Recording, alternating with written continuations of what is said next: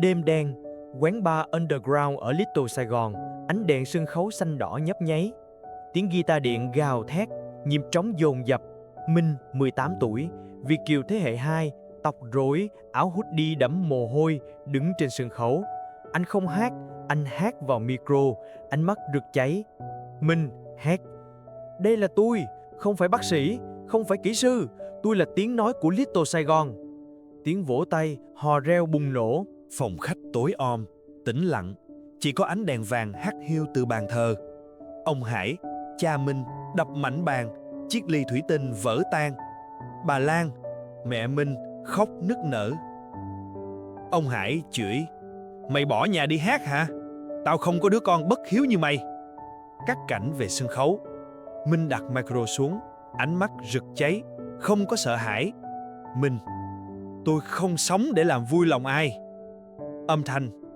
Tiếng guitar đột ngột dừng, chỉ còn tiếng tim đập thình thịch. Camera lia nhanh qua góc phòng khách, chạm vào một tấm vải cũ kỹ. Dưới tấm vải, một giá vẽ phủ bụi.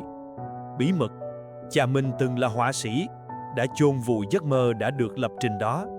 Liệu Minh có thoát khỏi số phận đã được lập trình đó không? Minh lớn lên ở Little Sài Gòn, California.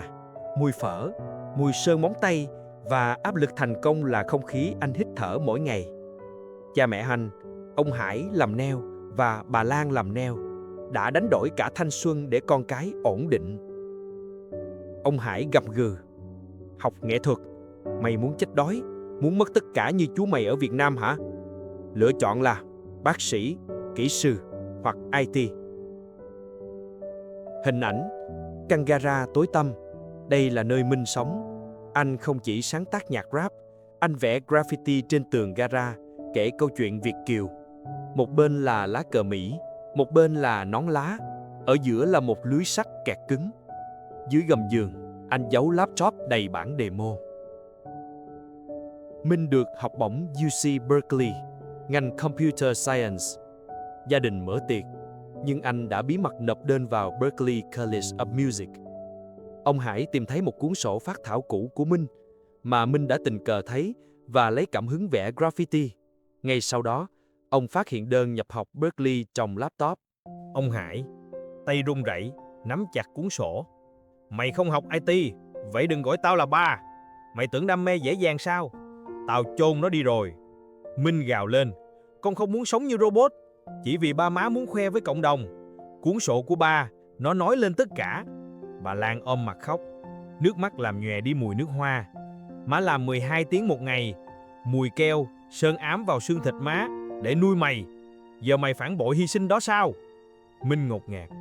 Anh bị kẹt giữa hiếu thảo, ổn định, văn hóa Việt và tự do, đam mê, giấc mơ Mỹ. Anh mất ngủ, điểm số tụt. Bạn bè Mỹ, Jay, chơi trống, nói "Just move out bro." Nhưng Minh sợ bị cộng đồng Việt kiều coi là đứa bất hiếu. Anh tìm đến quán Open Mind, nơi gặp Linh, Việt kiều bỏ học dược để làm họa sĩ. Họ nói về nỗi đau nửa Việt, nửa Mỹ. Một đêm, Minh nhận được email. Không chỉ là lời mời, mà là một video ngắn từ một producer nổi tiếng ở Sài Gòn, quay cảnh hàng ngàn khán giả nhảy theo ca khúc viral Việt kiều Blues của mình. Email mời Minh về Sài Gòn biểu diễn tại Festival âm nhạc quốc tế kèm vé máy bay. Mình choáng váng. Nếu ba má biết, họ sẽ cắt đứt mình. Mình đến gặp Linh. Linh không chỉ khuyên: "Tao cắt liên lạc với ba má 1 năm, nhưng tao vẫn gửi họ tranh qua bưu điện. Giờ họ bắt đầu hiểu, vì họ thấy tao sống được bằng nó." Minh về nhà, ông Hải không la. Ông chỉ đứng lặng yên bên giá vẽ phủ bụi, vẫn còn đó. Ông đưa Minh laptop bị tịch thu. "Ông Hải, ba thấy hết rồi. Mày muốn về Việt Nam hát hả? Ba từng là họa sĩ, nhưng ba vẽ thất bại, ba bỏ vì gia đình. Mày nghĩ mày giỏi hơn ba. Ba không muốn mày đau khổ." Lời thú nhận nhẹ nhàng của cha như nhát dao vào tim Minh. Minh nhận ra ông Hải không phải kẻ thù áp đặt, mà là người bảo vệ dựa trên nỗi đau quá khứ. Minh lén trả lời producer: "Tôi sẽ đến." Nhưng thay vì thư xin lỗi, Minh để lại bức tranh graffiti anh vừa hoàn thiện trong gara, cây cầu bắc qua hai thế giới. Minh đứng trước gương, cắt đi mái tóc dài kiểu tóc rock mà cha mẹ luôn cấm. Hành động cắt bỏ quá khứ, chấp nhận bản thân. Anh chuẩn bị bước vào lằn ranh nguy hiểm, mang theo cả nỗi đau của cha. Minh lên máy bay, tim đập thình thịch. Tại festival, Minh biểu diễn Việt Kiều Blues trước 10.000 người, hát về nỗi kẹt giữa di cư, áp lực và giấc mơ. Khán giả cuồng nhiệt, livestream viral ở hết cả Việt Nam. Bà Lan, ở Mỹ, đang làm nail, xem livestream trên điện thoại của một người khách. Bà sững sờ.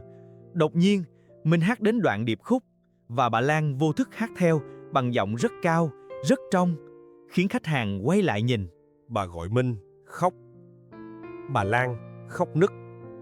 Con ơi, má từng là ca sĩ phòng trà ở Sài Gòn trước năm 75. Má bỏ hát vì chiến tranh, vì sợ khổ. Má sợ con khổ như má.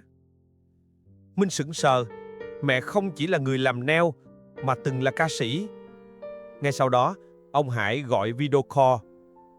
Ông Hải, gương mặt mệt mỏi. Ba không chỉ vẽ tranh bí mật, ba vẫn đang vẽ. Ba vẽ tranh ký họa Sài Gòn trước năm 75. Không dám cho ai xem. Ba sợ bị thất bại lần nữa. Minh nhận ra, cha mẹ không chống lại anh, họ chống lại nỗi đau và nỗi sợ mất mát của chính họ. Producer đề nghị Minh ký hợp đồng khủng ở lại Việt Nam làm nghệ sĩ full time. Cậu là ngôi sao cầu nối của thế hệ Việt kiều mới. Minh do dự. Ở lại nghĩa là cắt đứt với gia đình. Anh gặp Linh, đang triển lãm ở Sài Gòn. Linh tiết lộ chi tiết gây sốc. Tao bỏ gia đình, nhưng tao vẫn về thăm lén họ mỗi năm. Đam mê không bù được tình thân. Tao đã hối hận vì đã quá cứng đầu. Minh hoang mang. Anh đứng giữa giấc mơ vĩ đại và tình thân ruột thịt. Đêm trước ký hợp đồng, Minh nhận tin nhắn từ Jay ở Mỹ. Ba mày bị tai biến nhẹ, nhập viện rồi. Có vẻ do stress nặng, về ngay. Anh đứng trước lựa chọn tàn nhẫn. Ở lại theo đuổi giấc mơ ở đỉnh cao, hay về... Minh xé hợp đồng. Phi trường Tân Sơn Nhất, Minh chạy vội, tay nắm chặt vé về Mỹ. Anh chọn gia đình. Trên máy bay, Minh không ngủ. Anh nhớ lại đêm festival, tiếng vỗ tay, ánh đèn, nhưng trên hết là giọng hát trong trẻo của mẹ và ánh mắt buồn bã của cha qua video call. Đến bệnh viện ở California, ông Hải yếu ớt nằm trên giường, tay co quắp nhẹ. Bà Lan ôm mặt khóc, tóc rối bù. Bác sĩ, stress cực độ, quá nhiều áp lực, rất may là kịp thời. Minh quỳ bên cha. Không nói lời xin lỗi, anh hát hoặc rap một đoạn mới. Bài hát về nghề sử giấu mình, lời tri ân những người đã hy sinh đam mê vì thế hệ sau. Ba ơi, con hát về nỗi sợ hãi của ba, về những nét vẽ Sài Gòn nằm im dưới lớp bụi thời gian. Con không làm lại đời ba, con mang giấc mơ của ba đi tiếp. Ông Hải nắm chặt tay Minh, ánh mắt ngấn nước, thì thầm. Ba sai rồi, ba muốn con sống hạnh phúc, không phải sống đời ba. Mình đứng lên, anh lấy laptop, mở file những bức ký họa Sài Gòn trước năm 75 của ông Hải, đẹp đến nao lòng. Sau đó, anh bật giọng hát mộc của mẹ. Đoạn bà hát theo anh qua điện thoại. Cả nhà ngồi trong phòng bệnh. Minh đặt laptop lên bàn. Minh cầm guitar, chơi giai điệu của Việt Kiều Blues. Bà Lan, lần đầu tiên sau 40 năm, hát đoạn ru sư của mình bằng chất giọng phòng trà. Ông Hải, tay vẫn còn yếu, dùng bút chì ký họa nhanh gương mặt vợ và con trai.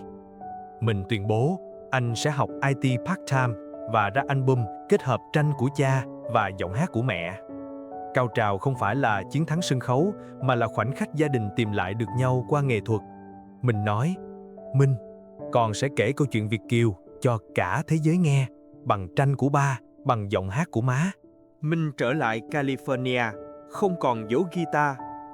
Anh cân bằng việc học IT và ra mắt album Việt Kiều Blues The Bridge trên Spotify. Album lồng ghép tranh ký họa của ông Hải làm bìa và giọng hát ru của bà Lan làm outro. Album viral, Bảo Mỹ khen ngợi. Tiếng nói của thế hệ Việt kiều 2.0, cầu nối hoàn hảo giữa truyền thống và tương lai. Cha mẹ thay đổi hoàn toàn. Ông Hải mở triển lãm tranh nhỏ trong tiệm nail. Ông Hải không còn làm nail, ông chỉ vẽ. Bà Lan trở thành ca sĩ karaoke ở các buổi họp mặt cộng đồng Việt, lấy lại sự tự tin. Mình tổ chức concert đầu tiên tại một nhà hát lớn ở California. Hỡi các bạn Việt kiều trẻ, nếu cha mẹ ép bạn làm bác sĩ, kỹ sư, nhưng bạn mơ về nghệ thuật, đừng bỏ cuộc, đừng sợ bất hiếu. Hãy cho họ thấy đam mê của bạn là cách tôn vinh hy sinh của họ. Họ không ngăn cản bạn, họ đang bảo vệ nỗi đau của họ. Hãy viết, vẽ, hát và gửi bài hát, bức tranh hoặc câu chuyện của bạn cho gia đình. Nói với họ, đây là con, và con sẽ mang giấc mơ của ba má đi tiếp. Share câu chuyện này ngay, tag cha mẹ và thách thức họ kể về giấc mơ đã chôn vùi của họ. Hành động đi, vì chỉ khi bạn sống thật, bạn mới cứu được cả gia đình mình.